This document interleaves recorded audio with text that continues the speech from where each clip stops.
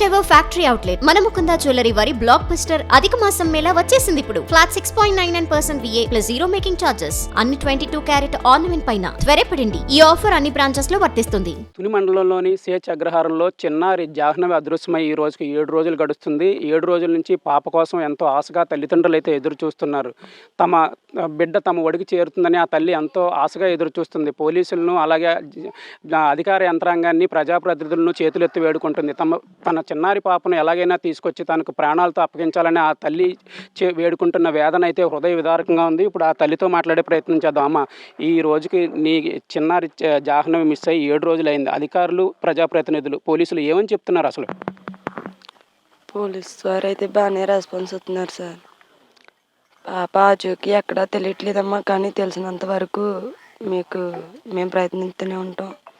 ఏదో విధంగా పాపనైతే మీకు చెప్తాము. లేదంటే ఏదన్నా న్యూస్ ఉంటే అది మీకు ఏదన్నది మేము చెప్తామమ్మా. ఎన్ని రోజులు టైం పట్టినా మా కష్టం మేము చేస్తామమ్మా. మొన్న తుని ఎమ్మెల్యే కూడా వచ్చి మిమ్మల్ని మీకు ధైర్యం చెప్పారు, పాపని తీసుకొస్తామని చెప్పారా? ఆపరేషన్ ఎంతవరకు వచ్చిందని చెప్పారు? అసలు మీకు ఏం చెప్పారు ఆవిడ? ఎన్ని రోజులు అంటే అవునే, కానీ పాప ఆచూకీ అయితే కనిపెట్టి మీకు చెప్తామమ్మా, ధైర్యంగా ఉండండి అని చెప్పారు సార్. మేడం అయితే ధైర్యం చెప్పింది. ఏదేమైనా సరే ఏ న్యూస్ అన్నది చెప్తానని చెప్పారు సార్. ఈ రోజుకి 7 రోజులు గడిచింది. ఈ పాప కోసం అయితే ఈ తల్లిదండ్రుల వేదన అయితే అరణ్య రోదనగానే ఉంది.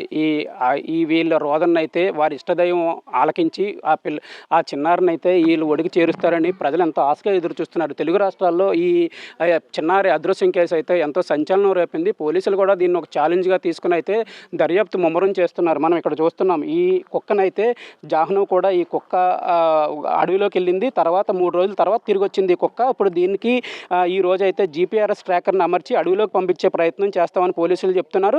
ఈ కుక్కను అనుసరించే ఈ డాగ్ స్క్వాడ్ కూడా వెళ్తుంది. ఏదైనా ఆధారాలు లభిస్తాయని ఎంతో ఆశతో ఎదురు చూస్తున్న పరిస్థితి అయితే ఉంది. పోలీసులు అయితే ఇప్పటికే గత 7 రోజుల నుంచి ఈ ప్రాంతంలోనే మకాం వేశారు. సెర్చ్ ఆపరేషన్ అయితే నిరాటంకంగా కొనసాగుతుంది. ఈ 40 ఎకరాల పామాయిల్ తోటను ఆనుకుని మరో 500 ఎకరాల కొండ ప్రాంతం అయితే ఉంది. ఈ ప్రాంతంలో అసలు ఈ జీడి పిక్కలు ఏరుకోవడానికి వచ్చిన కొంతమంది ఈ పాపను ఏమన్నా అపహరించారా అనే కోణంలో కూడా పోలీసులు దర్యాప్తు చేస్తున్నారు.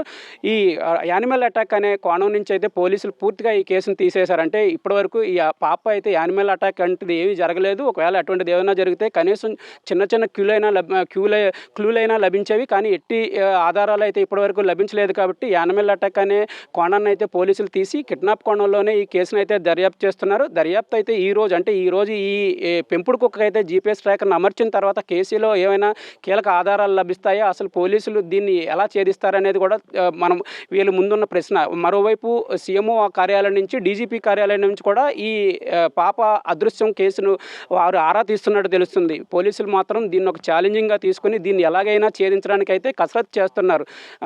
12 బృందాలు అయితే ఈ అడవిలో అయితే సెర్చ్ ఆపరేషన్ అయితే కొనసాగిస్తున్నాయి. మొత్తం మీద అంటే ఈ పాప అదృశ్యం జరిగిన అప్పటి నుంచి ఇప్పటి వరకు ప్రజాప్రతినిధులు కూడా ఈ బాధిత కుటుంబాలను అయితే పరామర్శించి ధైర్యం చెప్తున్నారు. ఎట్టి పరిస్థితుల్లోనూ మీ పాపను ప్రాణాలతో మీకు అప్పగిస్తాము, ఎటువంటి ప్రమాదం కూడా జరగదని కూడా వారు చెప్తున్నప్పటికీ కూడా ఈ తల్లిదండ్రులు అయితే ఆవేదన, అసలు తమ పాపకి 7 రోజులు అయింది, తమ పాప తమ నుంచి అదృశ్యమై ఏం జరిగింది, ఆ పాప అసలు ప్రాణాలతో ఉందా లేకపోతే ఎవరైనా కిడ్నాప్ చేశారా అనే దానిపై కూడా పోలీసులు అయితే అన్ని కోణాల్లోనూ దర్యాప్తు చేస్తున్నారు.